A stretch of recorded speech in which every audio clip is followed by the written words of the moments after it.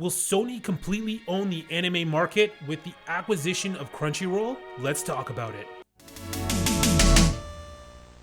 So some of you may or may not know this, but the two major players in North America when it comes to anime is Funimation and Crunchyroll. Funimation is owned by Sony, and AT&T, under the umbrella of Warner Brothers, owns Crunchyroll. So AT&T is looking to shed some weight and are willing to part ways with some of their assets, one of them being Crunchyroll. And Sony seems to be one of the ones interested in purchasing it. AT&T was reportedly estimating the sale to be worth about $1.5 billion US, which will put most companies off. The question that Sony will consider is, will they be able to make the $1.5 billion back quickly enough on subscription prices? They're gonna have to ask, how long would it take them to get that money back?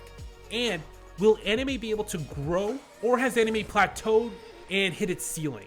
This is of course some of the big questions a company will want to look at, because at the end of the day, this is all business, and despite us being fans, companies want to make money.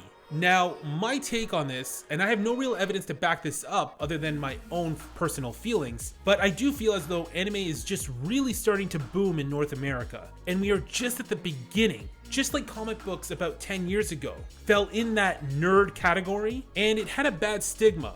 But fast forward with the success of the Dark Knight trilogy and now the MCU movies, comic books are popular with almost everyone. I believe the same thing is happening right now with anime.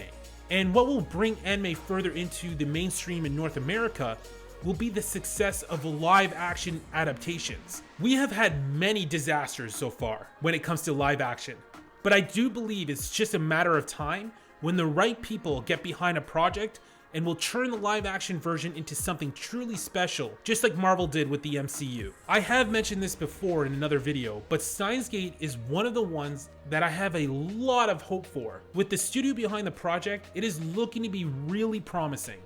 But then I feel the complete opposite, because you have Netflix working on a live adaptation of One Piece, which I honestly think will be a complete disaster. But here's hoping I'm wrong, because man, a live action One Piece would be amazing, but I'm probably not wrong. So with Sony already owning Funimation, which corners a huge chunk of the anime market, it does make a lot of sense for Sony to acquire Crunchyroll and essentially own a monopoly within the anime streaming service. Now, people might argue, will Sony even be allowed to do this because they will have a monopoly on this market? Well, that will all determine on how they will view anime in general. If they simply view anime as an animation service, then probably not, because plenty of other companies create or stream animation. For example, Disney, DC, and lots of other animation like Simpsons, etc. Now, I know we may not consider anime in the same category as Disney cartoons or other animations, but this is just simply my opinion. I highly doubt any courts would see anime as anything other than cartoons. So this is why I simply just don't think Sony essentially cornering the anime market will be a big deal and won't really pose any issues for them. The bigger issue Sony faces is with that price tag of $1.5 billion, because it is priced really high. Sony bought a majority share of Funimation for $143 million back in 2017. And you can currently see the net worth of Funimation is approximately anywhere between $60 and $80 million. And Crunchyroll's net worth is currently close to $700 million.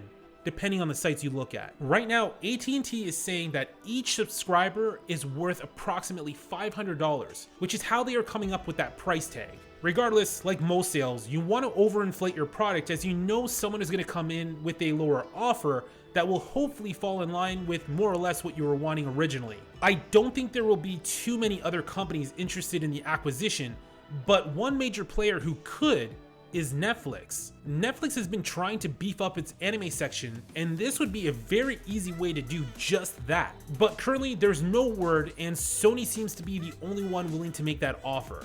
Don't forget to subscribe, like, and leave a comment. How do you feel about Sony purchasing Crunchyroll? And do you think the deal will end up happening? And would you be happier with one company owning the majority of the anime industry here in the West? Or do you just want to see Netflix buy it all? Thanks for watching. See you in the next video.